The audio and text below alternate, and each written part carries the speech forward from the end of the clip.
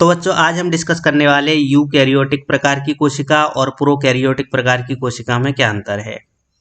तो सबसे पहले हम प्रोकैरियोटिक प्रकार की कोशिका तथा यूकैरियोटिक प्रकार की कोशिका क्या होती है समझ लेते हैं। ऐसी कोशिका जिसमें केंद्रक होता है उसको यूकैरियोटिक कोशिका आप यहाँ पर देख सकते हैं। ये दो प्रकार की है, प्लांट सेल्स और एनिमल सेल्स। प्रोकैरियोटिक प्रकार की कोशिका जिसमें केंद्रक अनुपस्थित होता है, यानी केंद्रक के ऊपर केंद्र की पदार्थ के ऊपर केंद्रक झिल्ली नहीं होती। आप यहाँ पर ये प्रोकैरियोटिक प्रकार की कोशिका देख सकते हैं। तो चलो सबसे पहले आज हम समझते हैं इनमें अंतर। सबसे पहले हम बात करते हैं कोशिका भित्ति की। प्रोकैरियोटिक जो प्रकार की कोशिका होती है इसमें कोशिका भित्ति पतली, प्रोटीन और कार्बोहाइड्रेट की बनी होती है, जबकि यूकैरियोटिक में मोटी रहती है, अधिकतर सेलुलोज की बनी होती है जो प्लांट सेल्स में, लेकिन काइटिन की बनी फंजाई में होती है, और यदि एनिमल सेल्स है या जंतु कोशिका है तो इसमें एब्सेंट होती है।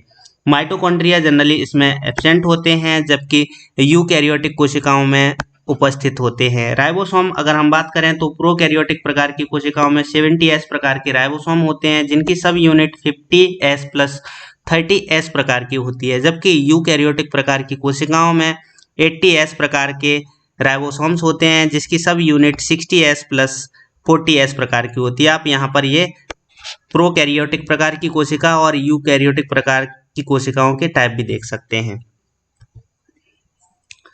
Endoplasmic reticulum, Golgi body, lysosome, केंद्रक झिल्ली इत्यादि प्रकार के जो अंगक हैं, यानी ये मेम्ब्रेन बाउंड ऑर्गेनेल्स हैं, ये प्रोकैरियोटिक प्रकार की कोशिका में नहीं होते हैं, जबकि ये सभी अंगक यूकैरियोटिक प्रकार की कोशिकाओं में पाए जाते हैं।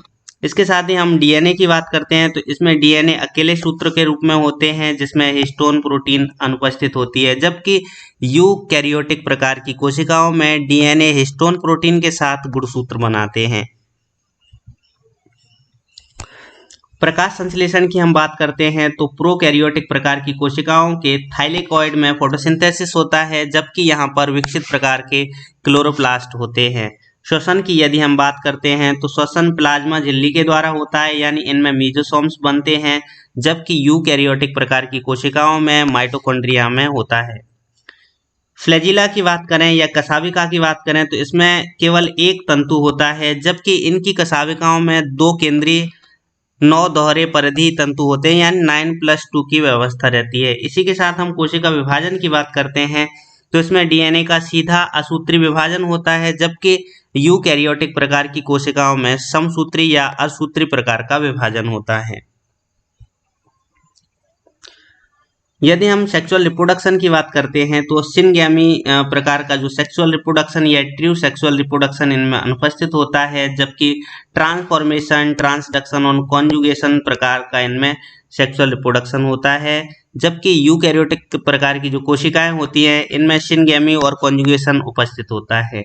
यदि हम केंद्रिका की बात करते हैं तो इनमें प्रोकैरियोटिक प्रकार की कोशिकाओं में अनुपस्थित होता है, जबकि यहाँ पर उपस्थित होता है। सेंट्रियोल की यदि हम बात करते हैं तो प्रोकैरियोटिक प्रकार की कोशिकाओं में अनुपस्थित, जबकि यूकैरियोटिक प्रकार की कोशिकाओं में केवल जंतु कोशिकाओं में सेंट्रियोल प्रेजेंट होता है, जबकि प्लांट सेल्स में ये अनुपस्थित होता है। इसी के साथ मीजोसोम्स यूकैरियोटिक प्रकार की कोशिकाओं में अनुपस्थित, जबकि प्रोकैरियोटिक प्रकार की कोशिकाओं में उपस्थित होता है। इनका उदाहरण है जीवाणु, नील हरित शैवाल, माइकोप्लाज्मा, ये सब प्रोकैरियोटिक प्रकार की कोशिकाओं के उदाहरण हैं, जबकि यूकैरियोटिक प्रकार की कोशिका पादप, जंतु, कवक इत्यादि हैं।